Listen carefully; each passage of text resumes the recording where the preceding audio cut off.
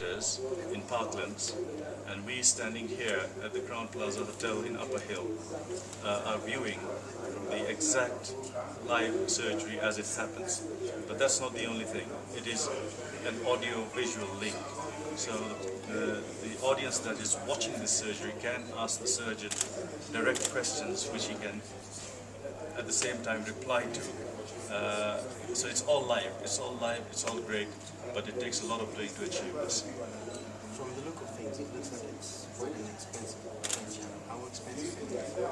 Well, it's a very expensive venture, and it's not only expensive in terms of how much it will cost to deliver, but more important is when you pay that kind of money, the actual delivery cannot be guaranteed. But we've had the whole day yesterday trouble-free of life surgery, and we expect the same to happen today. I think the companies that have contributed to this should be really credited with the sort of work they have done to achieve this. How would you compare the cost of flying a doctor and using telesurgery? Well, you don't need to fly in a doctor to do telesurgery.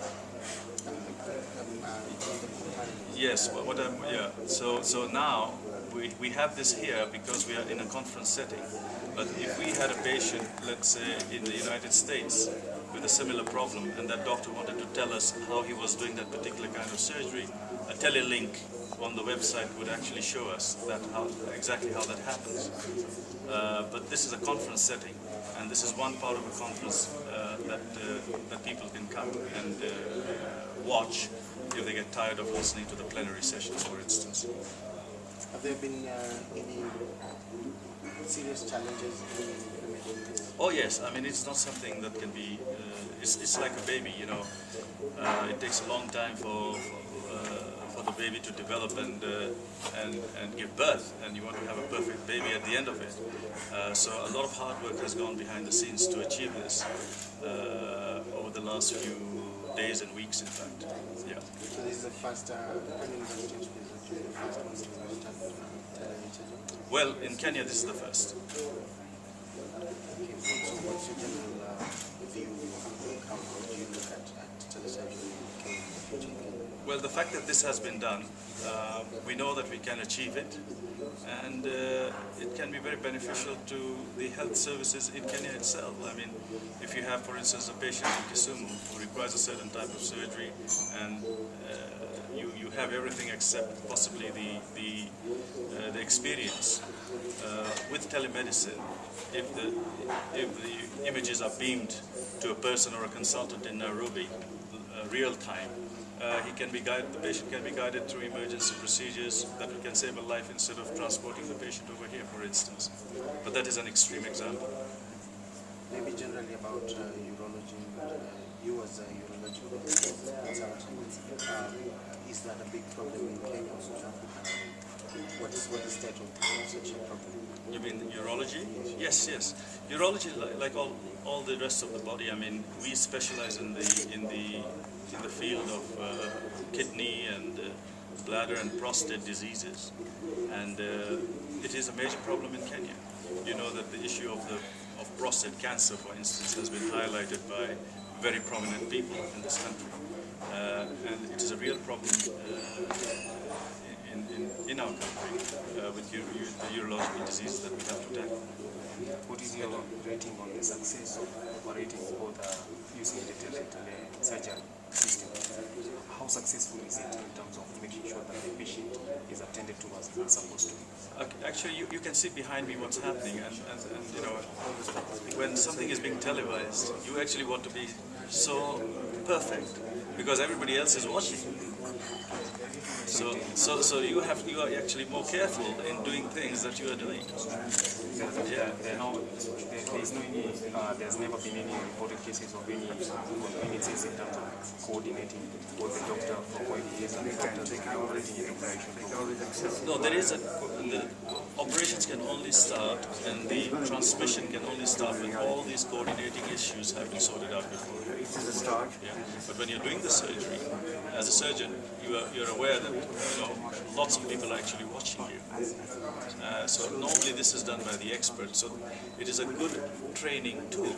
So if you have trainee surgeons, you can have a number of them seated here with a teacher who's actually doing the operation, and them learning from the whole procedure while they're watching and asking questions at the same time.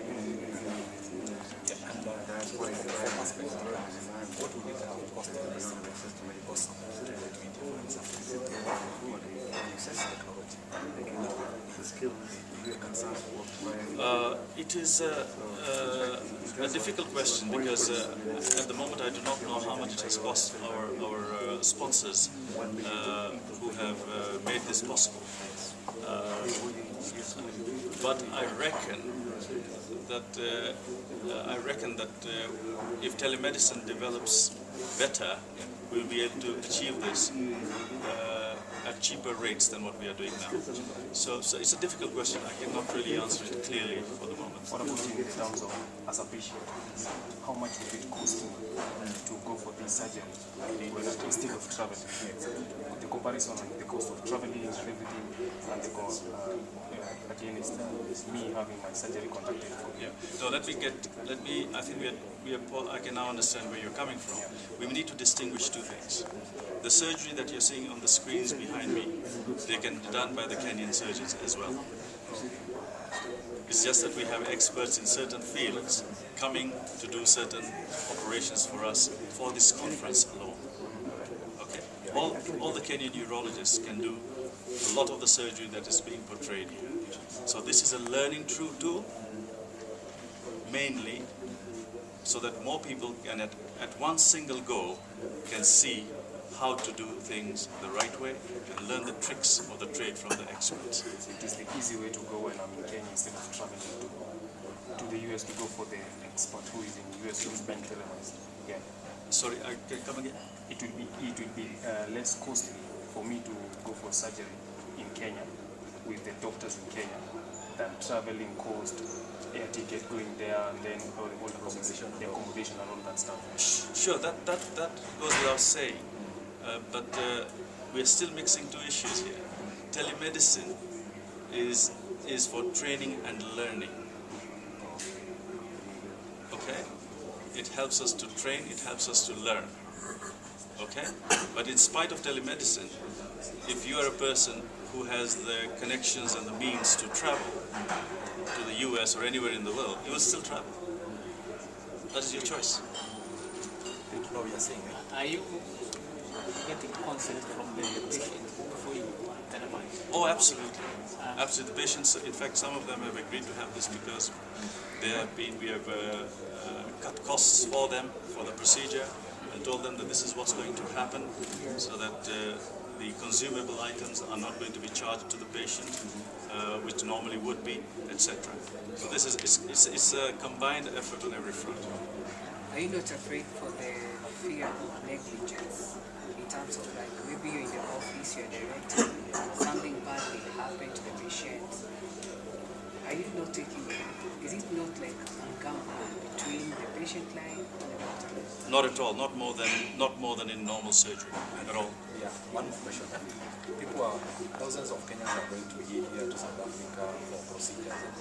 Would this technology mean that kind of thing will be eliminated in the future? Yes, in a way it could, because this will help train the Kenyan people, a lot more of the Kenyan people, to do the surgery here. That is important. But it doesn't mean that if you have telemedicine, people will not travel to South Africa. If they want to, they will travel no matter what.